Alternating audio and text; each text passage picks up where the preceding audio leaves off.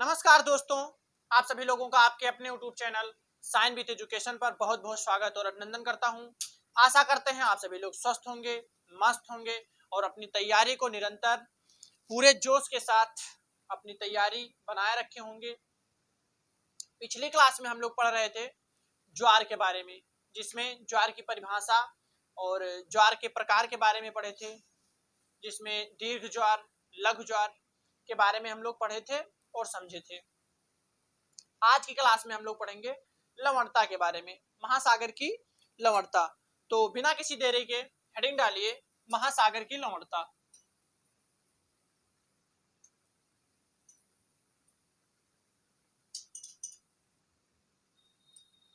महासागर की लवणता। अगर इनके लवणता की बात किया जाए कि इनकी परिभाषा क्या होती है, इन्हें मतलब लवणता किसे कहते हैं, तो समझ लीजिए कि महासागरीय जल में जो आघुलित पदार्थ होते हैं, फिर से समझिए, महासागरीय जल में जो आघुलित पदार्थ होते हैं उन्हीं की मात्रा को लवणता कहा जाता है। तो सबसे पहले इनकी परिभाषा को नोट कर लीजिए, आप सभी लोग लिख लीजिए।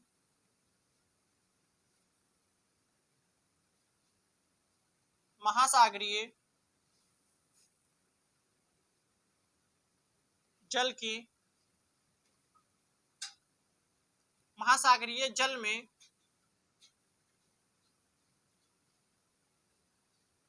उपस्थित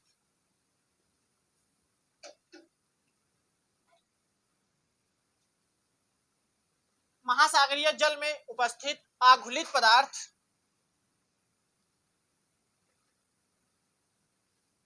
महासागरीय जल में उपस्थित आघुलित पदार्थ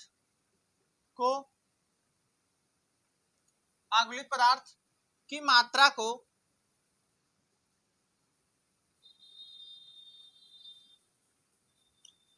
महासागरीय जल में उपस्थित आघुलित पदार्थ की मात्रा को महासागर की लवणता कहा जाता है।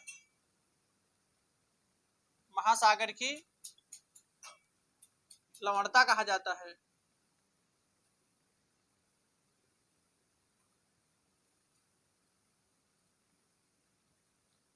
एक बार फिर से समझ लीजिए कि जो महासागरीय जल में उपस्थित आघुलित पदार्थ होते हैं उन्हीं की मात्रा को लवणता कहा जाता है। अगर इनमें बात किया जाए कि इनके प्रमुख घटक कौन कौन से हैं, तो इसमें सबसे ज्यादा लिख लीजिए NaCl, सोडियम क्लोराइड सबसे ज्यादा होता है। मतलब लवणता में NaCl की मात्रा जो होती है वो सबसे ज्यादा होती है। ये लगभग 77% लवणता में उपस्थित होते हैं। इन सभी पॉइंटों को आप सभी लोग नोट कर लीजिए। फिर हम लोग इनके स्रोत के बारे में पढ़ेंगे कि मतलब लवणता के कौन कौन से स्रोत होते हैं। तो सबसे पहले आप सभी लोग इनकी परिभाषा को नोट कर लीजिए, फिर हम लोग नेक्स्ट पॉइंट की ओर बढ़ेंगे। आशा करते हैं आप सभी लोगों को लवणता की परिभाषा बहुत अच्छे से समझ आई होगी। अब इसमें नोट करिए कि इनके स्रोत कौन कौन से हैं।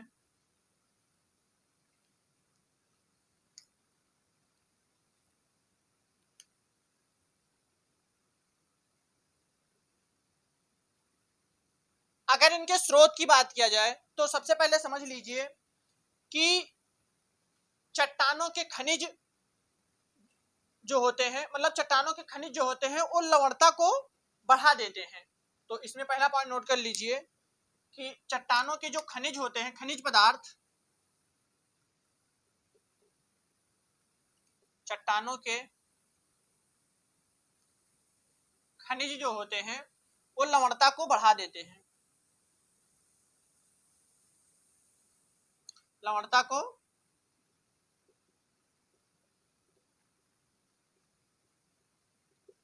बहुत अच्छे से समझिएगा कि जो चट्टानों के खनिज पदार्थ होते हैं, चट्टान के जो खनिज पदार्थ होते हैं वो लवणता की मात्रा को बढ़ा देते हैं। इसमें लिखिएगा कि नेक्स्ट पॉइंट लिखिएगा, पहले पॉइंट ये होगा कि चट्टानों के खनिज जो होते हैं वो लवणता को बढ़ा देते हैं। नेक्स्ट पॉइंट हो गया स्रोत में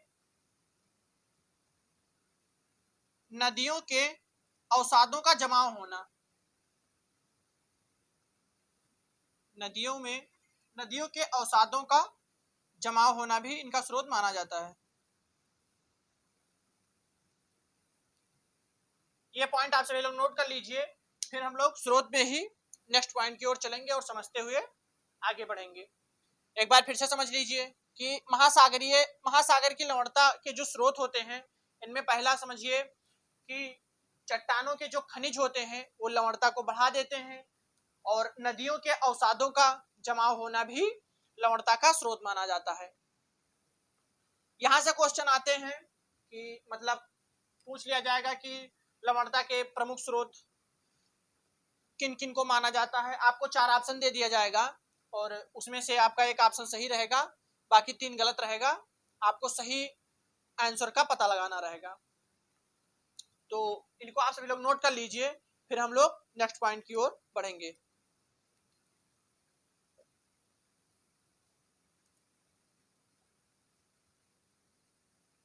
नेक्स्ट पॉइंट में इसमें लिख लीजिए कि सागरीय जल, पहले समझ लीजिए कि सागरीय जल जो होते हैं, तो सागरीय जल का जब उच्च तापमान पर वाष्पीकरण होता है तो वो भी लवणता के स्रोत माना जाता है, उन्हें भी लवणता का स्रोत माना जाता है। तो समझ लीजिए समुद्री जल का, सागरीय जल का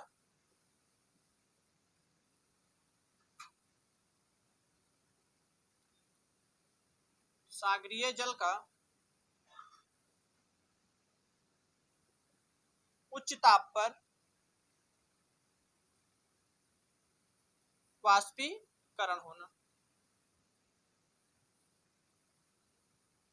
सागरीय जल का उच्च ताप पर वाष्पीकरण होना। आशा करते हैं आप सभी लोग समझ गए होंगे कि महासागरीय जल लवणता के जो स्रोत होते हैं वो कौन कौन से होते हैं। इसको आप सभी लोग नोट कर लीजिए, फिर हम लोग नोट करके कुछ पॉइंट इंपॉर्टेंट है उनको भी नोट करेंगे। जहां से बार बार एग्जाम में क्वेश्चन पूछा जाता है, तो बहुत ही महत्वपूर्ण पॉइंट है, उनको भी हम लोग नोट करते हुए और समझते हुए आगे बढ़ेंगे। तब तक आप सभी लोग इसको नोट कर लीजिए।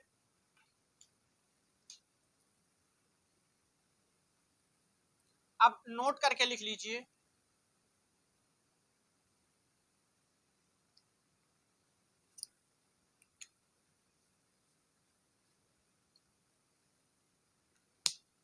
नोट करके लिखिए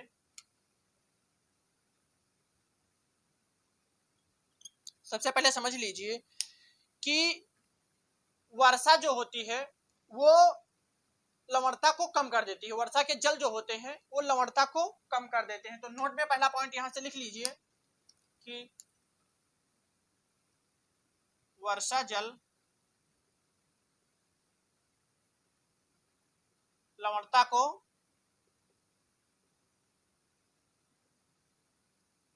कम कर देता है। वर्षा जल जो होते हैं वो लवणता को कम कर देते हैं। जहां पर ताप ज्यादा होते हैं वहां लवणता की मात्रा ज्यादा होती है। नेक्स्ट पॉइंट में लिख लीजिए कि जहां ताप ज्यादा होगा, जहां ताप ज्यादा होता है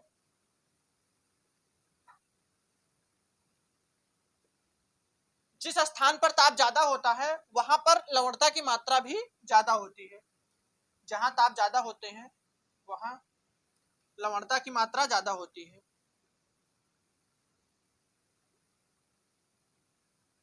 बहुत ध्यान पूर्वक इन पॉइंटों को आप समझते हुए और लिखते हुए चलिएगा। यहां से बार बार क्वेश्चन पूछा जाता है, लवणता की मात्रा ज्यादा होती है। इन पॉइंटों को आप सभी लोग नोट कर लीजिए, फिर हम लोग नेक्स्ट पॉइंट की ओर चलेंगे। एक बार फिर से समझ लीजिए कि जो वर्षा के जल होते हैं वो लवणता को कम कर देते हैं। जिस स्थान पर तापमान ज्यादा होगा उस स्थान पर लवणता की मात्रा ज्यादा होती है। इसको आप सभी लोग नोट कर चुके होंगे।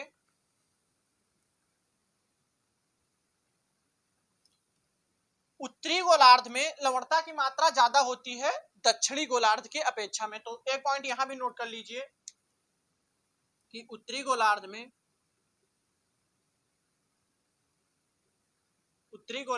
लवणता की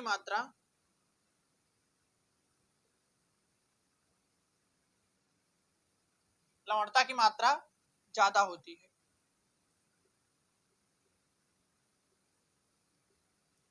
उत्तरी गोलार्ध में लवणता की मात्रा ज्यादा होती है दक्षिणी गोलार्ध के अपेक्षा में। लवणता को मापा जाता है पार्ट पर थाउजेंड। लवणता को पार्ट पर थाउजेंड में नापा जाता है, पार्ट पर थाउजेंड। यहां से भी क्वेश्चन पूछा जाता है कि लवणता को किस में मापा जाता है, तो आपका आंसर होगा पार्ट पर थाउजेंड। इसका प्रतीक जो होता है वो इस तरह का होता है।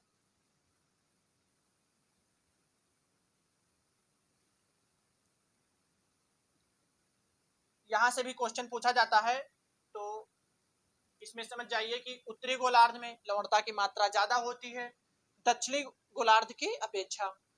लवणता को पार्ट पर थाउजेंड में मापा जाता है।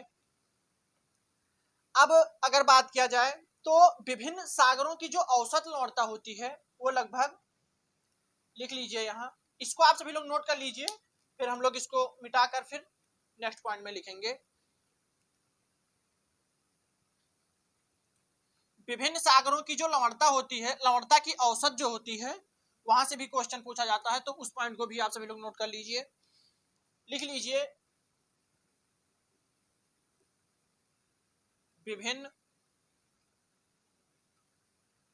विभिन्न सागर की औसत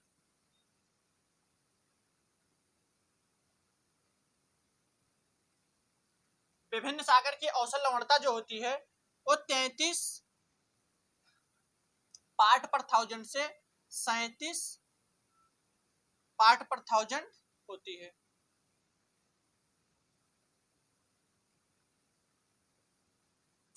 बहुत ध्यान पूर्वक समझिए, यहां से भी क्वेश्चन कई बार पूछा जाता है कि विभिन्न सागरों की औसत लवणता क्या होती है, तो आपका आंसर होगा 33 से 37 पार्ट पर थाउजेंड। अगर बात किया जाए कि विश्व में सबसे ज्यादा लवणता, तो ज्यादा लवणता की बात किया जाए तो इसको आप सभी लोग नोट कर लीजिए, फिर हम लोग नेक्स्ट पॉइंट में लिखेंगे कि विश्व में सबसे ज्यादा लवणता किस महासागर में पाई जाती है।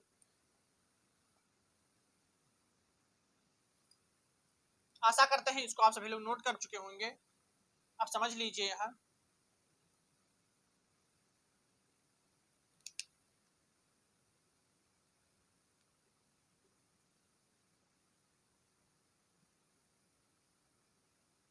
विश्व में सबसे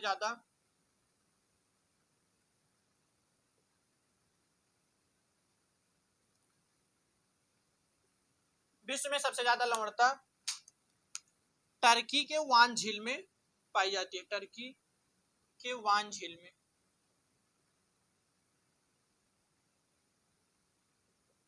टर्की के वान झील में होता है।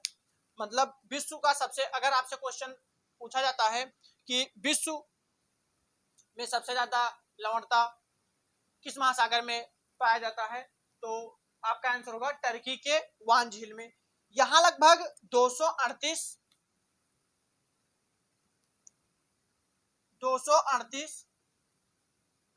पार्ट पर थाउजेंड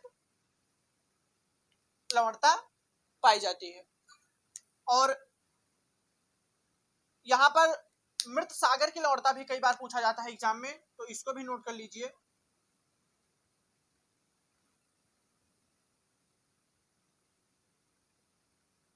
अगर आपसे क्वेश्चन आता है कि टर्की की वान झील की लवणता की बात करता है तो 238 पार्ट पर थाउजेंड, और अगर मृत सागर की लवणता की बात की जाती है तो 220 पार्ट पर थाउजेंड मृत सागर की लवणता है। इस क्लास में बस इतना ही। आशा करते हैं आप सभी लोगों लवणता समझ गए होंगे। लवणता के स्रोत, जो जो भी महत्वपूर्ण पॉइंट थे लवणता से रिलेटेड, वो पॉइंट हम लोग नोट कर चुके हैं, समझ चुके हैं। आशा करते हैं आप सभी लोगों को क्लास अच्छी लगी होगी। आपको क्लास कैसे लगी कमेंट बॉक्स में जरूर बताएं। और आप सभी लोगों से निवेदन है कि क्लास को अपने सभी दोस्तों में शेयर करें, सब्सक्राइब करें, लाइक करें, बेल आइकन प्रेस करना ना भूलें, जिससे कि हमारे क्लास का नोटिफिकेशन आप सभी लोगों तक आता रहे और आप अपनी तैयारी हमारे साथ अच्छी तरीके से करते रहें। मिलते हैं अगली क्लास में, तब तक के लिए जय हिंद, जय भारत।